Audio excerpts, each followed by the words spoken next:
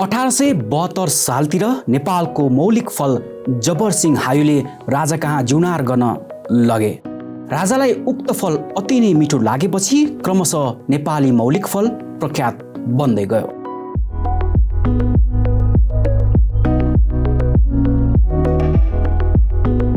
त्यसरी नेपाली मौलिक फल प्रख्यात बन्दै गएपछि कुन फल हो भन्दा राजा कहाँ जुनार गर्न लगिएको फल हो भन्दा भन्दै उक्त फल जुनारको रूपमा विकास भएको सिन्धुलीका स्थानीय बताउँछन्। जुनार पाउन चाहिँ पाउँछ, नेपालका विभिन्न ठाउँमा पाउँछ हैन, तर सिन्धुलीको जस्तो जुनार पाउँदैन। यसमा ब्रिक्स जस्तो बिजु बोर्डको अहिले सिन्धुलीको जुनारको ब्रिक्स हुन्छ, एउटा मापन अनुसार लगभग 13, 14, 15 सम्म हुन्छ। त्यो ब्रिक्स चाहिँ अन्तको जुनारमा हुँदैन। जस्तो यहाँको रसिलो त्यो ब्रिक्स भनेको चाहिँ रस, त्यसको रस, त्यसको गुलियोपना हैन, त्यो हुन्छ। त्यही हुनाले सिन्धुलीको जस्तो जुनार अन्त हुँदैन। अब सिन्धुली आइपुग्नु भएको छैन हजुर भने काठमाडौँमा पनि जुनार पाउँछ हैन, नेपालका विभिन्न ठाउँमा जुनार गइरहेको हुन्छ। त्यही हुनाले जुनार पाउँछ, खोजेर खानुस्। एक त यो स्वास्थ्यवर्धक छ हैन। त्यही हुनाले हजुरहरूले यो सिजन जुन जुनारको सिजनको जुनार छ यो चाहिँ हजुरहरूले खोजेर भेटाउनै भएन काहीँ भने त बरु सम्पर्क गर्नुहोस्। हामी गाडीको ऊ पनि छ हैन, हामी पठाउन सक्छौँ। यदि ऊ हुन्छ तपाईँ यही सिन्धुलीबाट हिँडिरहनु भएको छ अथवा काठमाडौँ हुनुहुन्छ भने चाहिँ जुनार एकपल्ट चाहिँ खानुस् नै। सिन्धुलीको नाम र पहिचानसँग जोडिएको जुनार जति लोकप्रिय छ त्यसको महत्त्व र बजारलाई पहिचान गराउन उत्ति नै अप्ठ्यारा र समस्याहरू रहिआएको छ। हो, यही र यस्ता समस्याहरूलाई समाधान गर्ने उद्देश्यले अहिले विभिन्न सङ्घ संस्था र प्रधानमन्त्री कृषि आधुनिकीकरण परियोजना जुनार सुपर जोनले विभिन्न कार्यक्रम सञ्चालन गरिरहेको छ।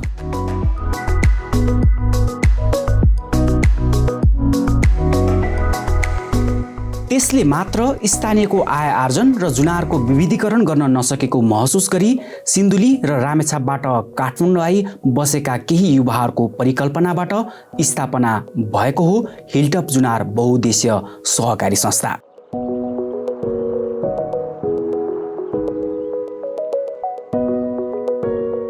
एकका लागि सबै र सबैका लागि एक भन्ने नारालाई आत्मसात गर्दै आफ्नो सामाजिक तथा आर्थिक आवश्यकताहरूको परिपूर्ति गर्न एकै उद्देश्य भएका व्यक्तिहरू सङ्गठित भई शोषणरहित समाजको टेवा पुर्याउन सहकारी ऐन 2048 अनुसार सहकारी डिभिजन कार्यालयमा हिलटप जुनार बहुउद्देश्य सहकारी संस्था स्थापना भएको हो।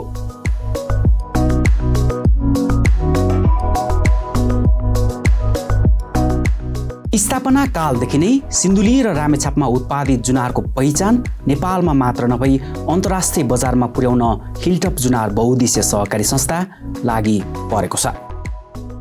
हामीले यो जुनार कृषक भएर यसको बजारीकरणको सन्दर्भमा सोच्दै गर्दाखेरि धेरै ठुला चुनौतीहरू चाहिँ फेस गर्दै आएका छौँ। जस्तो सिन्धुलीको सन्दर्भमा भन्नुहुन्छ भने जब यातायातका सवारी साधनहरू प्रशस्तै गुड्न थाले त्यसपछि मात्रै बिस्तारै व्यावसायिक जुनारको उत्पादन हुँदै गएको छ।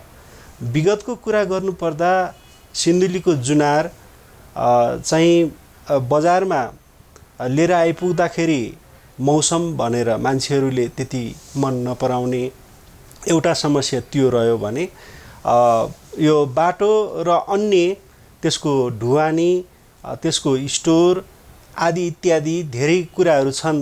त्यो उत्पादनदेखि बजारीकरणसम्म पुर्याउँदाखेरि जुनारको सन्दर्भमा ती समस्याहरूमा नेपाल सरकारको भूमिका चाहिँ उही नाम मात्रैको सरकार छ भन्ने जस्तो मात्रै देखिएको छ। हामीले यो निजी सहकारीका माध्यमबाट यसको बजारीकरणको सन्दर्भमा चाहिँ हामीले जे गर्न सकेका छौँ यो ढुवानीदेखि बजारसम्म पुर्याउँदाखेरि अब त्यही पुरानो प्रविधि परम्परालाई नै यो साथ गर्दै चाहिँ अहिले बजारमा पुगिरहेको अवस्था हो। कृषि उपज उत्पादक किसान र उपभोक्ताबीच लामो दूरी रहँदा दुवै पक्षले नोक्सानी बेहोरिरहेको अवस्थामा हिलटप जुनार बहुद्देश्य सहकारी संस्था लिमिटेड एउटा सेतुको रूपमा काम गर्न सफल भएको छ। सहकारीले किसानले उत्पादन गरेको जुनारको बजार ग्यारेन्टी मात्र गरेको छैन, आवश्यक ऋणको पनि व्यवस्था गर्दै आएको छ।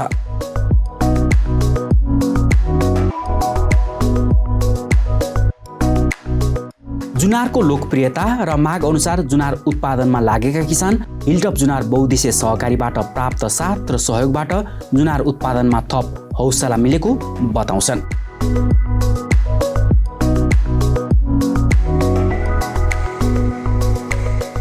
जुनसुकै रोग भएका व्यक्तिले पनि प्रयोग गर्न मिल्ने र पौष्टिक तत्त्वले भरिपूर्ण फल भएकोले जुनारको बजार दिन प्रतिदिन बढेको स्थानीय जुनार उत्पादक किसान बताउँछन्।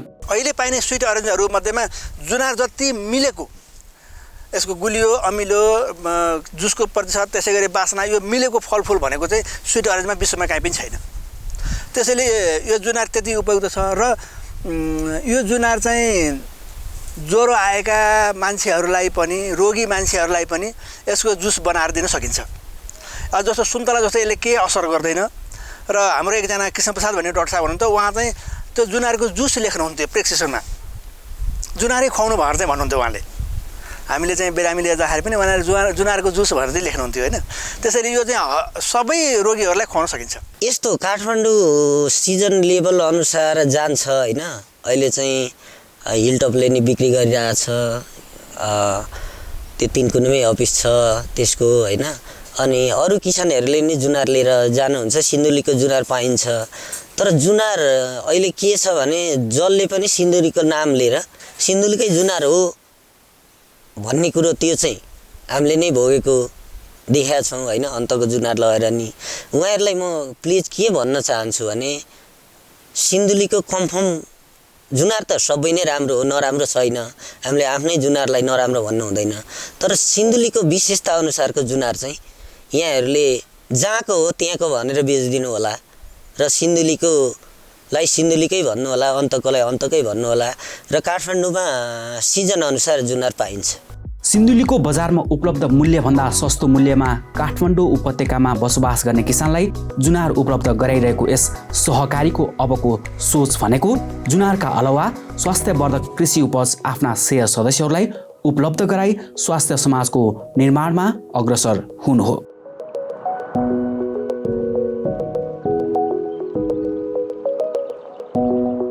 जस अनुरूप सहकारीले कोटेश्वर काठमाडौँ स्थित आफ्नो निजी भवनमा सहकारी पसल स्थापना गरी गाउँघरमा उत्पादन भएका लोकल उत्पादनलाई सङ्कलन गरी बिक्री वितरण गर्न सुरु गरेको छ।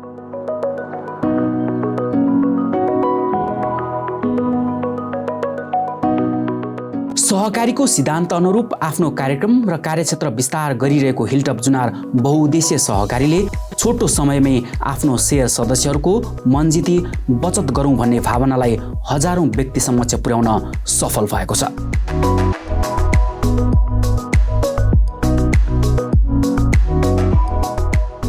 सहकारी अभियान सुरु गर्दा विभिन्न कठिनाई र हन्डर खाएका अभियन्ता आज सहकारीले कुनै निश्चित क्षेत्र र कृषि उपजलाई नेपालमा मात्र नभई विश्व बजारमा चिनाउन पाएकोमा खुसी छन्। सिन्धुलीको जुनार त्यहाँका तराईका व्यापारीहरूले अथवा सिन्धुलीकै व्यापारीहरूले तिरेको भन्दा हामीले 10 रुपैयाँ बढी मूल्य तिरेर ल्याछौँ, किनभने किसानले त आफ्नो मूल्य पाउनुपर्छ भन्ने हो। अझै पनि बिचौलियाका कारणहरूले गर्दा हामीलाई दिँदैनन् जुनार। अब अहिले पछिल्लो चरणमा चाहिँ अलि हामीलाई यो हाम्रो भवन सवन भइसकेपछि हाम्रो टिमको स्पिरिट देखिसकेपछि अलि विश्वास बढी भएकोले गर्दा दिन्छन्। नभए भने चाहिँ के छ नि, गाउँमा बिचौलियाहरूको सानो होटल पसल हुन्छ अनि नुन तेल भुटन उसैले दिन्छ, 150 चाहिने बेला उसैले दिन्छ, छोरालाई स्कुल जान कापी पाएन पैसा छैन भने त्यही पसलले दिन्छ। अनि त्यसो भए चाहिँ 10 रुपैयाँ सस्तो भयो नि जुनार उसैलाई दिने चलन छ क्या। त्यो कुरालाई चाहिँ हामीले संस्थागत रूपमा गएको वर्ष पनि हामी सञ्चालक समितिको तर्फबाट 5 जना जति गएथ्यौँ र त्यो गाउँ जुनार फल्ने ठाउँमा हामीले हाम्रो खालको कार्यक्रमहरू राख्यौँ, हामी यसो गर्छौँ भनेर समूहगत छलफल पनि गऱ्यौँ। र अब जुनार का लागि भनेर धेरै मान्छेहरूले धेरै खालको नाममा धेरै कामहरू गर्नुभयो, त्यसमा हामीले केही देखेनौँ। तर हामीले अब यो गएको वर्षभन्दा अघिल्लो वर्ष के गर्न सकिँदो रहेछ भनेर जुनार ल्यायौँ अनि जुनारको वाइन बन्दो रहेछ, बनायौँ। जुनारबाट जाम बन्दो रहेछ, जुनारको जेली बन्दो रहेछ, जुनारबाट क्यान्डी बन्दो रहेछ होइन। अनि अब यो जुनारभित्रको हामीले प्रयोग गर्दाखेरि केही पनि फालिँदैन भन्ने हामीसँग प्रमाण छ। बोक्राको अचार बन्छ सिसीमा हालेर, रसको जुस बन्छ, अरू रस निकालेको चोक्टाबाट फेरि अर्को खालको अचार बन्छ। जुनारलाई विश्व बजारमा चिनाउनुको अलावा सहकारीले साना व्यवसायी र श्रमिकको आर्थिक उन्नतिको क्षेत्रमा समेत उल्लेख्य काम गरेको छ। यसमा आबद्ध सदस्यहरूलाई कम ब्याजमा लगानी गरी रोजगारका विभिन्न क्षेत्र निर्माण गर्न सहकारी सफल भएको छ।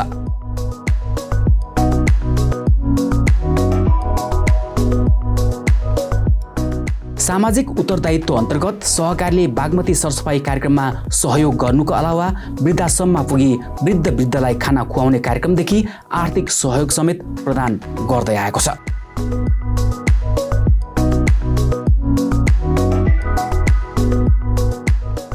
जन्मदेखि मृत्युपर्यन्तसम्म सहकारी भन्ने मान्यतालाई आत्मसात गर्दै सहकारीले सदस्यको जन्म हुँदा स्याहार खर्च उपलब्ध गराउने, सामाजिक विद्यालयमा अध्ययनरत सदस्यहरूका छोराछोरीको अध्ययनको लागि कक्षा 1 देखि 12 कक्षासम्म छात्रवृत्ति उपलब्ध गराउने, सदस्य र सदस्यका एका घर परिवारको मृत्यु भएमा 5,000 देखि 10,000 सम्म क्रिया खर्च उपलब्ध गराउने, 7 दिनभन्दा बढी अस्पताल भर्ना भई औषधि उपचार गराउनु पर्ने अवस्था आएमा त्यस्ता सदस्यलाई वार्षिक रु 10,000 औषधि उपचार सहयोग गर्ने, सदस्यको छोरा छोरीको व्रतबन्ध तथा गुन्यौचोली र विवाहमा 10,000 सम्म आर्थिक सहायता उपलब्ध गराउने जस्तो थुप्रै सदस्य हितका सामाजिक कार्यहरू सञ्चालन गर्दै आएको छ।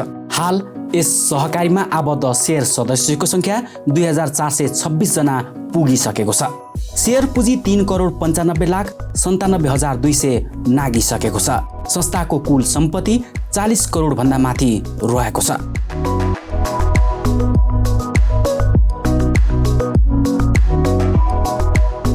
सहकारीका 7 सिद्धान्तलाई आत्मसात गरी सहकारी अभियानमा सहभागी हुन पाएकोमा गर्व गर्छन् सहकारीका प्रबन्ध सञ्चालक सुमन विक्रम थापा।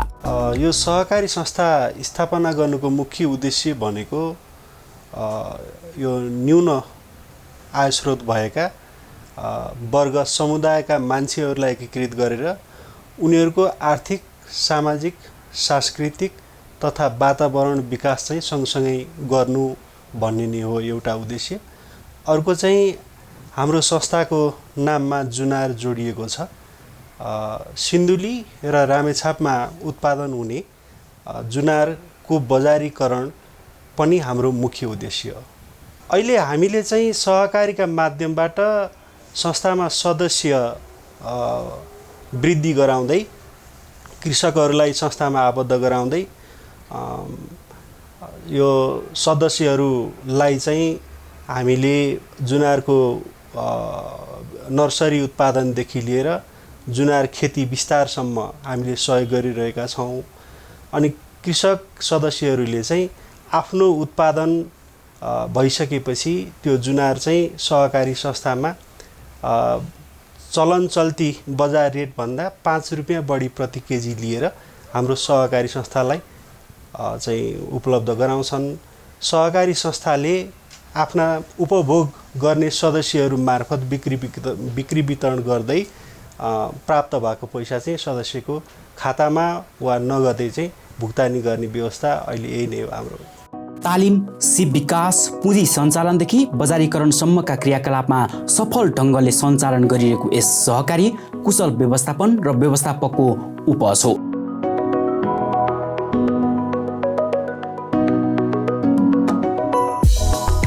सहकारी संस्थाको संख्या बढिरहेको अनुपातमा कृषि क्षेत्रमा सहकारीले गर्ने लगानी अत्यन्त न्यून भएको वर्तमान स्थितिलाई मध्यनजर गर्दै यस सहकारीले कृषि क्षेत्रलाई प्राथमिकतामा राखी लगानी गर्दै आएको छ।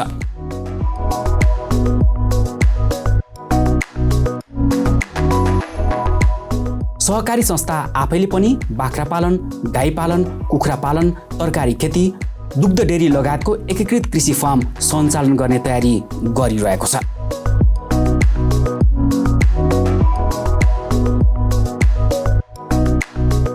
कृषि कृषिजन्य उत्पादनले सहज बजार पाउन नसकिरहेको अवस्थामा आफ्नै भवनमा कोप सहकारी पसल सञ्चालन गरी गाउँघरमा उत्पादन गरिने रैथानी विषादी रहित कृषि उपज बिक्री वितरण सुरु गर्नुले पनि यस सहकारी कृषि क्षेत्रको प्रवर्धनमा कतिको अग्रसर छ भन्ने बुझ्न सकिन्छ।